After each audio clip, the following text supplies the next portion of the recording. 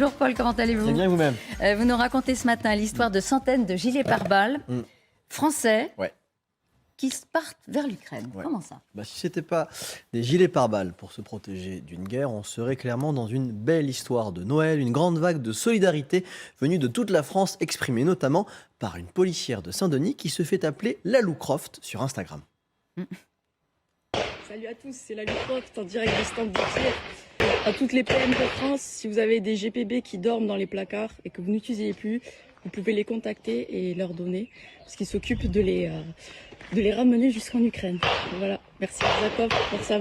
Voilà, peut-être un tout petit peu vous traduire. À tous les PM de France, si vous avez des GPB qui dorment dans les placards, ça veut dire à toutes les polices municipales de l'Hexagone, si vous avez des gilets pare-balles qui dorment dans les placards, ça veut dire qu'ils sont déclassés parce que tous les 5 ans, je l'ai découvert pour ce sujet, les polices municipales doivent changer leurs gilets pare-balles et en plus ça coûte cher, environ 500 € pièce, sauf que déjà une dizaine de communes de France ont décidé d'offrir ces gilets aux Ukrainiens, une initiative qui est partie de Marseille, direction la cité phocéenne, avec Pauline Gardet qui est arrivée au moment de la livraison de ces fameux gilets de 2 villes, Fuveau dans les Bouches-du-Rhône et Biscarrosse dans les Landes. Voilà. Marion, merci pour les gilets alors. Eh ben de rien, C'est gentil. C'est normal. Donc voilà, des gilets pare-balles qui étaient destinés à être brûlés, alors que bon, ils sont en état tout à fait convenable pour les protéger des civils et des médecins. Nous avions déjà pas mal de vieux gilets que nous allions jeter. J'en ai parlé à Madame le maire de Fuveau, elle m'a donné son accord. Prendre ces gilets pour sauver des vies, c'est tout l'intérêt. Tu vois, dans l'idée, ce qu'on va faire, Marion, du coup, on va enlever les insignes relatifs à la police municipale. Pour être certain que quand ça part en Ukraine, il y ait au moins plus les mentions police municipale vues de l'extérieur, parce que c'est pas la finalité. C'est ce qui va à l'intérieur du gilet pare-balles. Et là, du coup, je l'ai ouverte, donc c'est des gilets pare-balles de classe 3. Et c'est pour montrer ce qu'il y a à l'intérieur. Certains vendeurs de gilets pare-balles estiment qu'après 5 ans, ces plaques-là, elles sont obsolètes et qu'elles sont bonnes à être changées. Donc nous, on récupère tout ça et ça fait 1 million € de matériel reconditionné. Et ce matériel-là ne se recyclant pas, ça fait aussi 1 tonne de ce produit qui aurait été brûlé et qui aurait pollué les airs. Je viens de récupérer gilet pour l'Ukraine. Et c'est pas la première fois, c'est, je sais pas, 10 ou 15 fois. Guerre comme la guerre.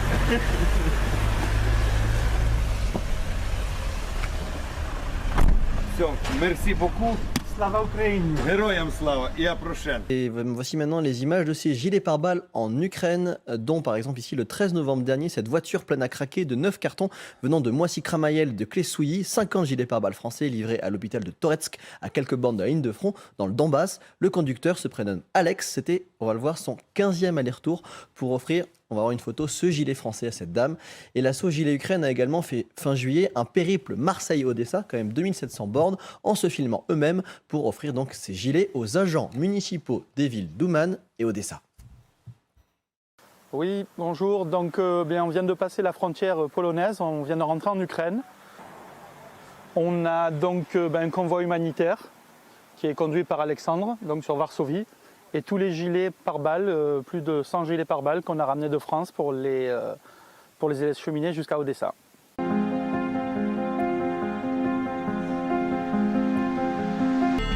Oh, it's an honor, thank you. During missile strikes, Russia or Syria, our municipal service work on the place. That is the first reason why we need these measures, and the second is that we assist those cities which are under strikes. Et l'histoire ne s'arrête pas là, puisque fin novembre, l'entrepreneur de Marseille, Nicolas Rusturici, est au Salon des maires et ils saisissent une occasion qui passe sous leur nez. Bonjour, alors qu'est-ce que c'est votre entreprise? Alors c'est une association pour l'Ukraine. Tenez, je vous donne un petit... Voilà, on récupère des gilets pare-balles et on les envoie en Ukraine pour aider les civils. Voilà.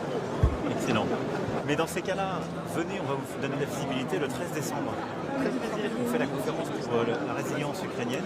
Emmanuel Macron les invite. Résultat, l'association Gilets pour l'Ukraine se retrouve à Paris, au sommet avec Olena Zelenska. Le Marseillais est ici et on le retrouve posé avec le pins de son association entre le Premier ministre ukrainien à sa gauche et la ministre des Affaires étrangères française, Catherine Colonna, à sa droite. Interview débrief. Racontez-nous votre histoire. On a monté un réseau de police municipale qui récupère dans chaque département les gilets pare-balles.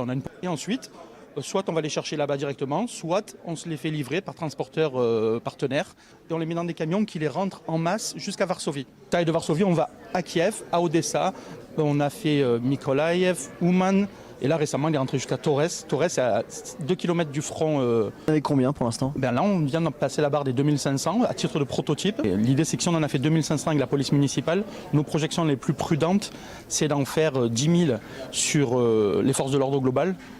Police nationale, douane, gendarmerie, militaire, et 100 000 au niveau de l'Europe. Objectif 100 000? Là, je fais appel à M. Darmanin. Le message est passé, ministre de l'Intérieur, pour nationaliser cette mesure.